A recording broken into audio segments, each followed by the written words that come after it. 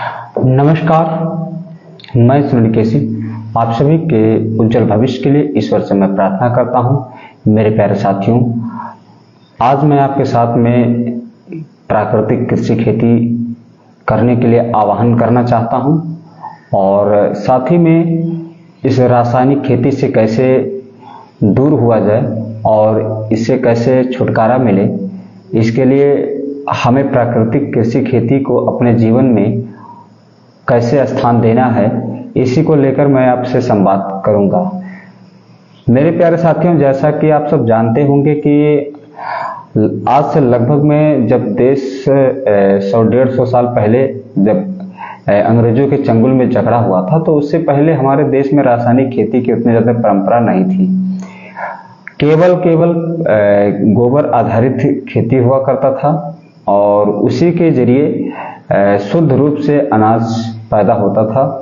हाँ, हालांकि ये भी कहा जाता है कि उस समय पैदावार कम होता था, लेकिन जो भी अनाज पैदा होते थे वो बहुत ही शुद्ध होते थे, बिल्कुल उसमें पोषक युक्त होता था। किसी भी प्रकार की कोई रासायनिक दवा या खाद या किसी भी प्रकार की नहीं प्रयोग होता था। धीरे धीरे विदेशी षड्यंत्रों के तहत भारत देश में कृषि व्यवस्था को खत्म करने के लिए, और चूंकि जैसा कि वो लोग जानते थे कि भारत में प्रमुख आजीविका कृषि है, कृषि प्रधान देश है, और इन्हीं कृषि प्रधान देश को कैसे ध्वस्त किया जाए, एक षड्यंत्र के तहत रासायनिक खेती हमारे भारत में लाया गया और बहुत ही कूटनीतिक तरीके से आज घर घर तक पहुंचा दिया गया है। परिणाम स्वरूप हर घर में एक एक रोगी या घर घर रोगी हो गए हैं, क्योंकि जो उसमें दवा, खाद, टॉनिक या बीज जो भी होते हैं वो कहीं ना कहीं किसी न किसी रूप में रासायनिक दवा और जहर रूपी खाद या अन्य ऐसे प्रयोग किया जाता है जो मनुष्य हित के लिए बहुत ही खतरनाक है। यानी उसका परिणाम ये हुआ कि बीमारियां घर घर पहुंच गई हैं। आप सब जानते होंगे पहले का जो अनाज पैदा होता था वो खाने में बहुत स्वादिष्ट रहते थे, मिठासपन रहता था और बिल्कुल पूरा पोषक युक्त रहता था। लेकिन धीरे धीरे जब अंग्रेजों ने और विदेशी षड्यंत्र जो व्यापार करने वाले लोगों ने एक परंपरा बनाया कि मुझे व्यापार करना है और भारत देश को गुलाम बनाना है। 3 इसके सुरक्षा चक्र थे भारत देश के। 3 सुरक्षा चक्रों में तुलसी गाय और रसोई घर, साथ ही में कृषि परंपरा को भी उन्होंने बहुत ही शालीनता के साथ, बहुत ही समय लगाकर उसका अध्ययन किया कि यहाँ अगर कृषि आधारित व्यवस्था को ध्वस्त कर दिया जाए तो यहाँ के लोग हर तरीके से कमजोर होंगे, स्वास्थ्य के रूप में कमजोर होंगे, आर्थिक रूप से भी कमजोर होंगे, ऐसे कई प्रकार के समस्याओं से भी वो जूझेंगे, जिसका परिणाम स्वरूप हम लोग भारत देश पर राज करने लगेंगे। और राज इस तरह का नहीं कि आपको जंजीरों से बांधा जाएगा, बल्कि आपको मरने से लेकर, जन्म से लेकर, यानी जो भी आप खान पान का प्रयोग करेंगे वो सब विदेशियों के चंगुल में जकड़ जाएगा है। आज उसी का परिणाम स्वरूप है कि हमारे देश में स्वदेशी की उतनी ज्यादा बोलबाला नहीं है जितना कि विदेशी कंपनियों का बोलबाला है। आज हर घर में देखा जाए तो विदेशी सामग्री का प्रयोग होता है, वहीं अगर स्वदेशी सामग्री की बात की जाए तो बहुत ही रेयर केस में देखा जाता है कि बहुत ही कम ही प्रयोग होता है। मैं बात कर रहा था रासायनिक खेती। रासायनिक खेती एक ऐसा खेती है कि जिसमें रासायनिक पदार्थों का प्रयोग करके फसल उत्पादन किया जाता है, जिसमें जहर युक्त दवा, खाद, टॉनिक इन सब का प्रयोग होता है, जिसका परिणाम स्वरूप लोग बीमार होते हैं और उसका कोई आधार नहीं है। हालांकि पैदावार बढ़ता है, लेकिन प्राकृतिक इसी के जब देखे कि किसानों ने हर तरीके से रासायनिक खेती को अपनाया और ज़्यादा से ज़्यादा 100-150 साल की इसकी कहानी है, इससे ज़्यादा है नहीं। उससे पहले गाय से जो गोबर मिलता था या बैल से जो गोबर मिलते, भैंस से जो गोबर मिलते थे, उसी का प्रयोग करके खेती करते थे। और ये भी देखा जाता है कि आप जरा ये कल्पना करो कि रासायनिक खादों का प्रयोग कहाँ पर होता है। रासायनिक खाद का प्रयोग करते हैं। रासायनिक खाद एक्चुअली में जो मृदा में बहुत सारे ऐसे पोषक युक्त तो होते हैं, जैसे उन्हें डाला जाता है तो निचोड़ने का काम करता है और निचोड़ कर उसे पैदावार के रूप में बढ़ा देता है। लेकिन उसका परिणाम भी यही होता है कि बीमारियां भी फैल जाती हैं। इसके साथ में आप देखे होंगे कि एक तरफ आप जंगलों में चले जाइए, जंगल में फल फूल और सब्जी, ऐसे अनाज, कई प्रकार के उत्पादन होते, वहां किसी भी प्रकार की कोई रासायनिक दवा या खाद या टॉनिक ना ही सरकार, ना ही वैज्ञानिक, ना ही कोई किसान डालने के लिए जाता है, फिर भी पैदावार होता है।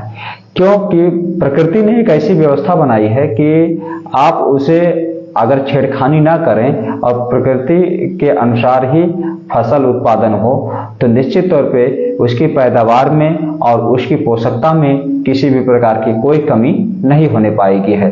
जैसा कि आप जंगलों में देखते होंगे, बागीचों में देखते होंगे, आपके आसपास बहुत सारे ऐसे बागीचा होगा जहां पर आपको लगेगा कि यहाँ तो कोई किसी भी प्रकार का कोई, ना ही सरकार, ना ही वैज्ञानिक, ना ही डॉक्टर, ना ही कोई किसान खाद या दवा डालने जाता है, ना ही बहुत सारे ऐसी चीजें, लेकिन फिर भी पैदावार होता है। तो वैसे ही आप खेतों में ले लीजिए, खेत में भी आप एक तरफ रासायनिक खेती का प्रयोग करें, दूसरी तरफ प्राकृतिक खेती।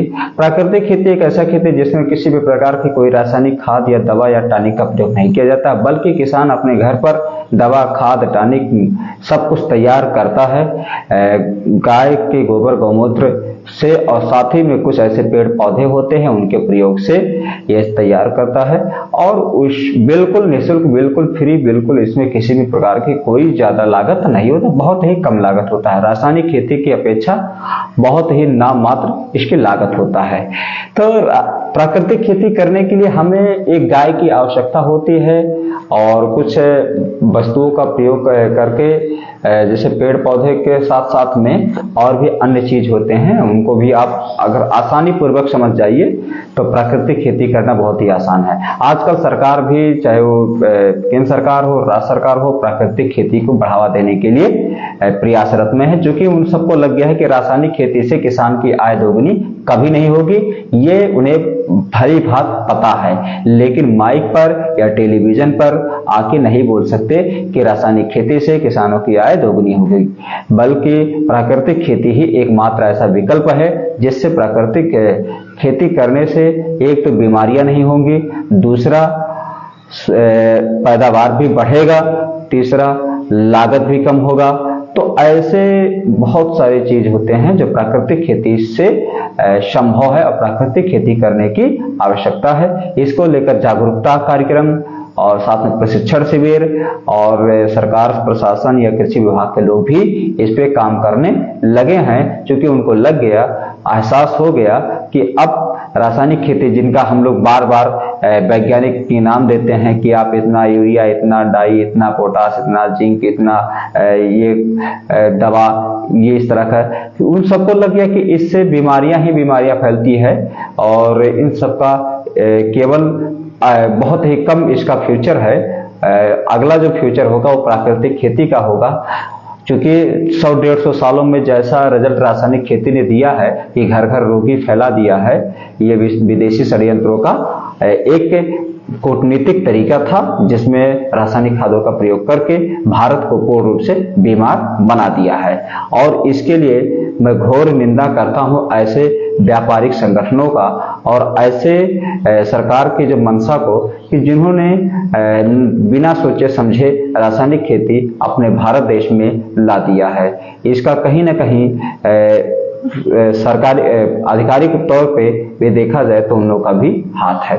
तो ऐसा इस तरह के परिणाम स्वरूप जो हमारे देश में आज देखने को मिल रहा है कि युवा पीढ़ी रासायनिक खेती या कोई भी खेती करने से इनकार करके शहरों की तरफ पलायन करने लगे हैं, क्योंकि उन्हें खेती में अब कोई रुचि नहीं रहने लगा है। बल्कि अब खेती परंपरा को बरकरार रखने के लिए हमें युवाओं को आगे लाना होगा और युवाओं को खेती के प्रति रुझान उत्पन्न करना होगा, जिससे कोई भी युवा अपनी खेती परंपरा को छोड़कर शहर ना जाए। क्योंकि अगर शहर जाएगा तो निश्चित तौर पे आपको यही होगा कि वो कुछ केवल व्यापारिक रूप से या किसी कंपनी के गुलाम के तौर पे वह काम करेगा। लेकिन खेती परंपरा जो कि जैसा कि आप जानते हैं कि बहुत सारे ऐसे युवा वर्ग में हैं या बहुत पढ़े लिखे लोग हैं जो अपनी नौकरी और सब कुछ छोड़कर प्राकृतिक खेती की तरफ बढ़ रहे हैं। बहुत सारे ऐसे इसमें स्कोप आ गए हैं कि आने वाले दिनों में रोजगार का एकमात्र साधन प्राकृतिक खेती के साथ साथ में अपनी पारंपरिक खेती ही होगी।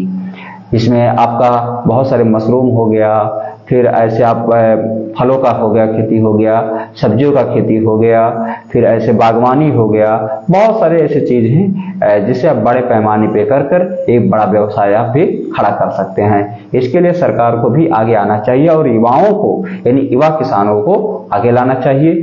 जो पुराने ऐसे किसान हैं उन सबको जागरूक कर प्राकृतिक खेती की तरफ लाना चाहिए। यही समाज हित के लिए है, यही मानव हित के लिए है और यही सरकार हित के लिए, यही राष्ट्र हित के लिए है, यही पूरे विश्व मानव कल्याण के लिए भी है। क्योंकि जब तक रासायनिक खेती को अपने जीवन से नहीं निकाला जाएगा तब तक कोई जो है बीमार होने से बच नहीं पाएगा। इसलिए बीमार होने से बचने के लिए रासायनिक खेती को पूर्णतः समाप्त कर देना चाहिए और प्राकृतिक खेती को बढ़ावा देना चाहिए। प्राकृतिक खेती को बढ़ावा देने के लिए दोनों तरह का प्रयोग करना चाहिए। रासायनिक खेती एक तरफ करें, प्राकृतिक खेती एक तरफ करें। लगभग 3 से 4 सालों के बाद प्राकृतिक खेती भी रासायनिक खेती इतना बार ही पैदावार देगी, चाहे धान, गेहूं, गन्ना, बहुत सारे सब्जियां, फल फूल ये सब होगा।